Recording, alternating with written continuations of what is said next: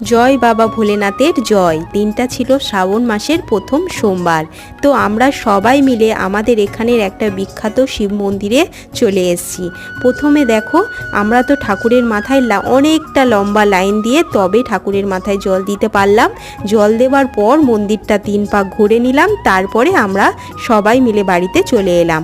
তারপর ওই দিনটা থেকে আমি পরের দিন আমার বাড়িতে চলে এলাম। আসার পর ওর সাথে আমি গেলাম ওর এক পিসেমশাইকে দেখতে, যিনি গঙ্গাসাগরেই থাকেন, কিন্তু এখন যেহেতু অসুস্থ তাই ওনার ছেলের ফ্ল্যাটে এখানে আছেন। তো ওনাকেই দেখতে এলাম। এসে দেখলাম উনি বসে রয়েছেন। তারপরে দেখা করে এসে দেখো, আমি এগুলো একটা মেলা থেকে কিনেছিলাম, আমার খুবই পছন্দের। এগুলোকে নিয়ে আমাদের একটা কাঁচের বোল ছিল, তার মধ্যে হাফ জল দিয়ে সেগুলো সবগুলো দিয়ে দিলাম। দেখলাম যে বেশ দারুণ লাগছে। তারপরে আমাদের খাবার টেবিলের একটা কোণাতে এটা রেখে দিলাম। আর সাবস্ক্রাইব করতে ভুলো না কিন্তু।